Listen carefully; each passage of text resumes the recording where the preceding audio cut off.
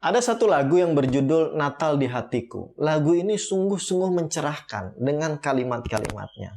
Seperti palungan, layakkanlah hatiku menyambutmu Tuhan. Yesus lahir ke dalam dunia ini bukan karena dunia layak untuk menerimanya, tapi karena Tuhan sangat mengasihi kita semua. Dalam Lukas 2 ayat 6-7, ketika mereka di situ, tibalah waktunya bagi Maria untuk bersalin, dan ia melahirkan seorang anak laki-laki, anaknya yang sulung. Lalu dibungkusnya dengan lampin dan dibaringkannya di dalam palungan, karena tidak ada tempat bagi mereka di rumah penginapan. Sebuah gambaran yang diperlihatkan bagi kita bagaimana Allah tetap menunjukkan kasih-Nya kepada dunia yang merindukan kehadiran pembebas. Yang mana sang raja, sang pembebas dilahirkan dalam kesederhanaannya. Di tengah kesibukan dan banyaknya orang yang datang ke Bethlehem untuk mendaftarkan diri atas perintah Kaisar Agustus, perjalanan yang tidak mudah dan tidak singkat juga dilakukan oleh Yusuf dan Maria. Melihat pekerjaan Yusuf yang adalah tukang kayu, kecil kemungkinan dia menggunakan kereta berkuda. Paling tidak dia berjalan kaki atau menunggang keledai. Dan itu tentu memakan waktu yang cukup lama. Mengingat jarak antara Nazaret dan Bethlehem itu sekitar 150 km jauhnya. Meskipun ada yang berkata jaraknya antara 130 km dan yang lain mengatakan 145 km. Namun, seorang koresponden BBC, Alim Makbul, membuatkan catatan harian napak tilas perjalanan Yusuf dan Maria ke Bethlehem, yang memakan waktu 10 hari berjalan kaki dan sesekali menunggang keledai dengan jarak tempuh 150 km jauhnya. Ya, kurang lebih sejauh dan selama itulah Yusuf dan Maria menempuh perjalanan dari Nazaret ke Bethlehem.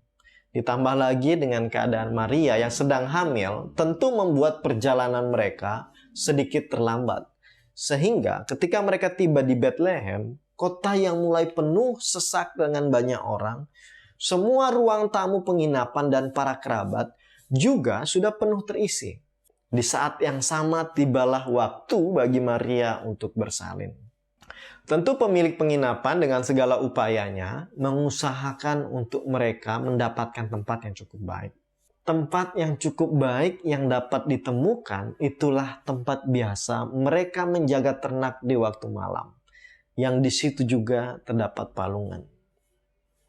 Setelah Maria melahirkan bayi mungil yang menjadi penyelamat umat manusia yang berdosa, dia diletakkan, dibaringkan di sebuah palungan, di tempat hewan biasa menemukan makanannya.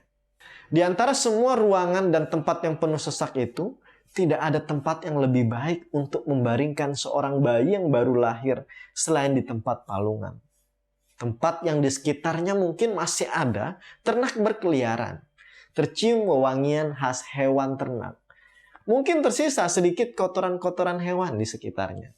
Kata palungan atau dalam bahasa lain menger yang berarti mengunyah atau makan, yang mengacu pada palungan tempat kuda, keledai, dan ternak lainnya untuk memperoleh makanan.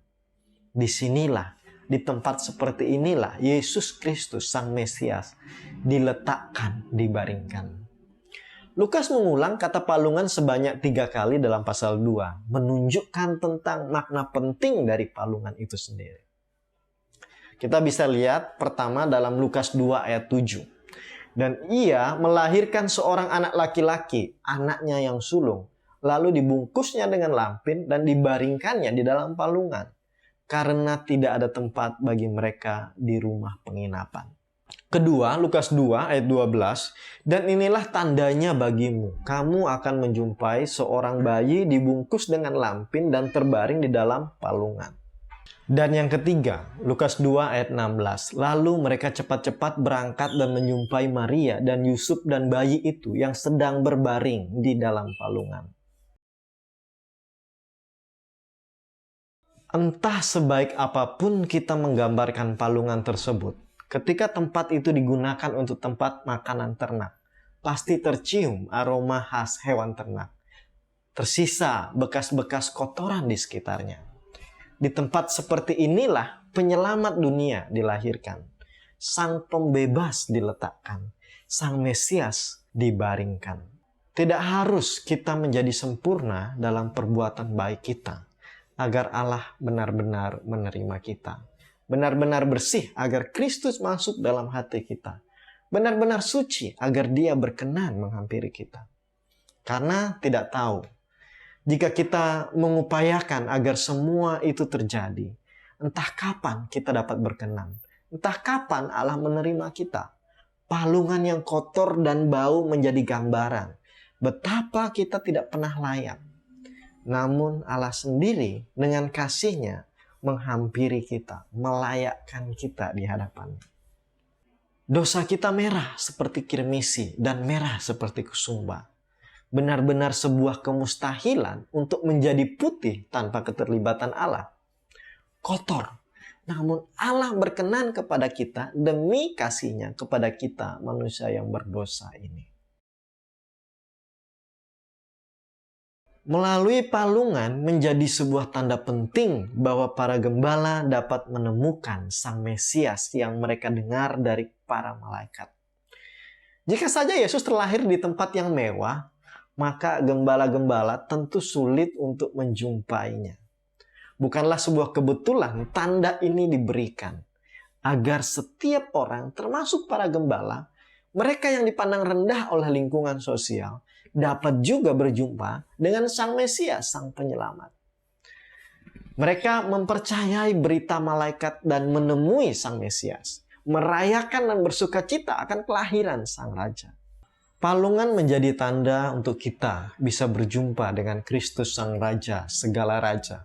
Dengan jalan palungan, kita dihantar untuk berjumpa dengan Sang Penyelamat yang dengan mudah dan oleh siapa saja bebas untuk ditemui.